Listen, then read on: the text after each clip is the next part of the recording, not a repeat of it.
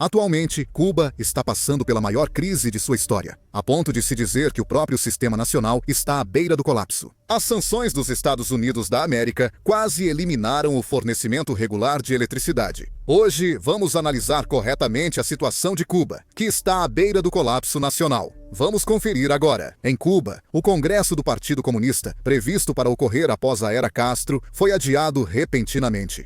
Em 14 de dezembro, o gabinete presidencial informou que o Comitê Central decidiu em reunião no dia 13 adiar por unanimidade o 9º Congresso previsto para abril do próximo ano. Isso tem um significado muito grande. Na verdade, é raro que Cuba reconheça por si mesma a situação de crise complexa que enfrenta atualmente.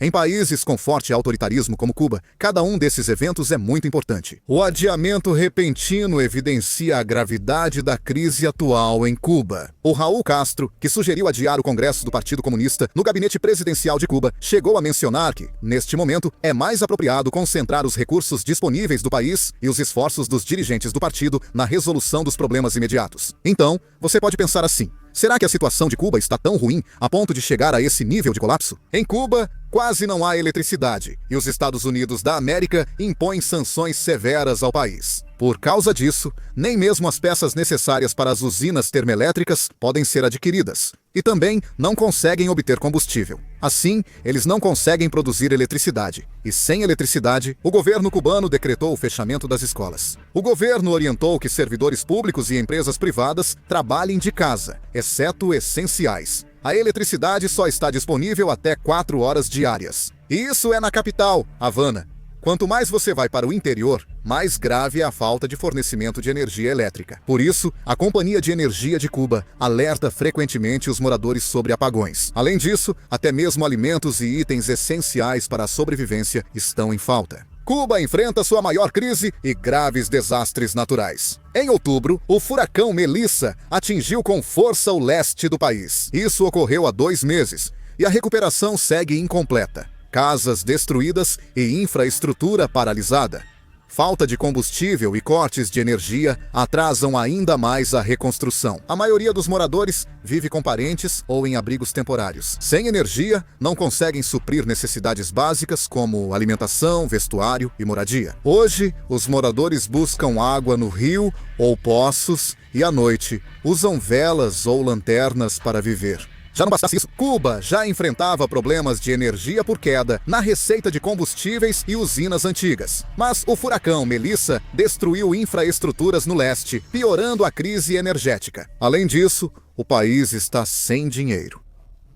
Um surto de vírus transmitido por mosquitos se espalhou por Cuba. Em 1º de outubro, Cario Penha, vice-ministro da Saúde de Cuba, admitiu na televisão estatal que a epidemia de mosquitos estava fora de controle. Devemos lembrar que Cuba é um país autoritário, diferente do nosso, que é democrático. Se até um país autoritário reconhece uma epidemia, é sinal da gravidade da situação. Atualmente, foi confirmado que em 13 das 15 regiões de Cuba há surtos de doenças infecciosas. O governo cubano anunciou que 12 pessoas morreram de dengue e 21 de chikungunya. Há suspeitas de subnotificação. Então, acredita-se que mais pessoas morreram por doenças infecciosas. Lá, a maioria dos pacientes não procura um médico ou não relata os sintomas. Por isso, estima-se que haja ainda mais casos ocultos. Entre 24 e 30 de novembro, Cuba confirmou 5.717 casos de chikungunya, segundo o Ministério da Saúde. Por causa das sanções dos Estados Unidos da América, o país enfrenta até falta de medicamentos. Se ao menos houvesse telas de proteção ou repelentes, seria possível evitar parte dos danos causados pelos mosquitos.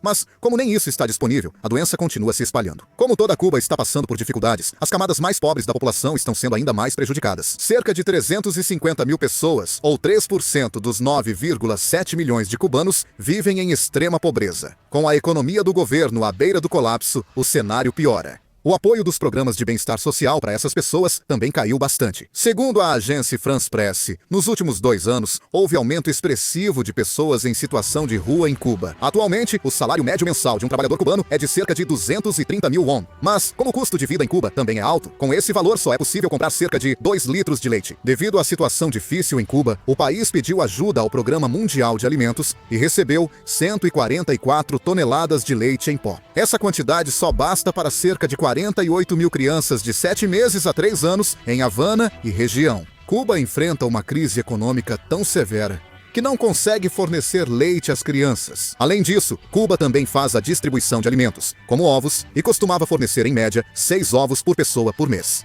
No entanto, devido à falta de dinheiro, até mesmo essa distribuição de ovos está sendo interrompida. Hoje, uma bandeja de ovos custa 160 mil won, mas a aposentadoria mensal após 40 anos de trabalho é só 80 mil won. Ou seja, nem a aposentadoria paga uma bandeja de ovos. Na verdade, a economia do país entrou em colapso. As reservas cambiais de Cuba parecem quase esgotadas, mas o valor exato não é divulgado, pois o governo mantém essas informações em segredo. Muitos economistas ocidentais acham que Cuba já esgotou suas reservas cambiais. O colapso de Cuba tem 2 principais motivos: a Covid-19 e o presidente Trump. Durante o governo Trump, as sanções contra Cuba foram reforçadas, aumentando o isolamento econômico do país. Com o aumento da pressão de Trump sobre a Venezuela, a ajuda de aliados como a Venezuela caiu muito, deixando a economia cubana quase em colapso. O açúcar é o principal produto de exportação de Cuba, mas sua exportação foi impedida. Os Estados Unidos impuseram sanções econômicas a Cuba por meio de restrições ao envio de remessas, fornecimento de ajuda e regulamentos ao país, deixando Cuba em uma situação praticamente irrecuperável. Além disso, a Covid-19 também atingiu Cuba de forma devastadora.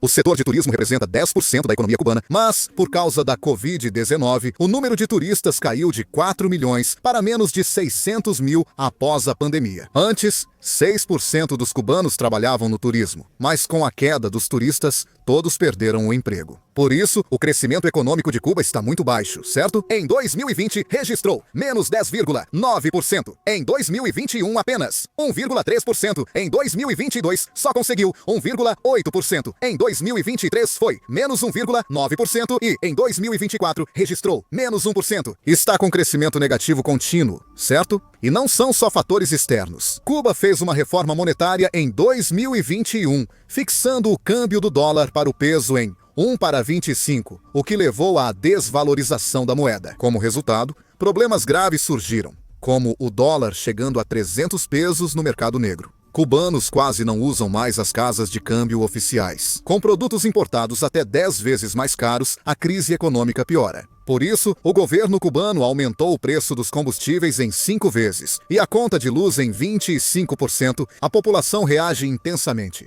O mais marcante em Cuba hoje não são os protestos ou anúncios do governo, mas sim que as pessoas estão indo embora. O primeiro sinal de que o regime realmente começou a balançar é quando o povo decide que não há mais futuro neste país e começa a cruzar as fronteiras. Cuba já chegou a esse ponto. Nos últimos anos, o país enfrenta uma fuga ao exterior sem precedentes. O número de cubanos que se dirigem à fronteira sul dos Estados Unidos, ao México e à Flórida aumentou drasticamente. E esse movimento não é um fenômeno passageiro, mas sim uma fuga estrutural que está se consolidando. Entre 2022 e 2024, centenas de milhares de cubanos deixarem o país é muito simbólico. Esse número mostra não só o deslocamento de pessoas cansadas das dificuldades econômicas, mas também a fragmentação da sociedade. Destaca-se ainda o perfil de quem está fugindo. No passado, a fuga de Cuba era principalmente associada a motivos políticos e era vista como um movimento centrado nas elites dirigentes. Mas agora, a situação mudou completamente. Médicos, professores, engenheiros e técnicos, ou seja, profissionais de classe média que sustentavam a sociedade, estão saindo em grande número. Cuba manteve por muito tempo a imagem de uma potência médica, mas, na realidade, há cada vez mais regiões onde nem mesmo restam médicos para trabalhar nos hospitais. E as escolas também enfrentam dificuldades para funcionar normalmente devido à falta de professores. O Estado existe, mas quem fazia o sistema funcionar está sumindo. Esse fenômeno não é apenas um êxodo populacional. Quando a classe que pagava impostos, tinha conhecimento técnico e mantinha o sistema de fato vai embora, o Estado perde a capacidade de se recuperar. O governo cubano ainda pode dizer que o sistema está de pé, que o Partido Comunista existe, que há um exército e que a bandeira ainda tremula. Mas a realidade é diferente. O Estado está resistindo, mas o povo já foi embora. Essa frase descreve a situação de Cuba com a maior precisão. Alguns dizem que, como o regime ainda não caiu, é cedo para falar em colapso do Estado. O povo arrisca a vida cruzando mares e fronteiras e decidindo não voltar, o que já invalida esse argumento. Se o sistema estivesse saudável, essas fugas não aconteceriam.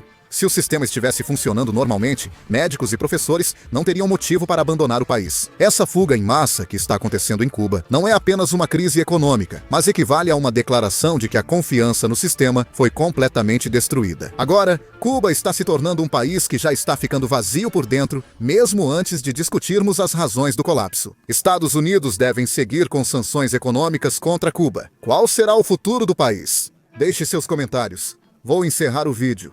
Obrigado.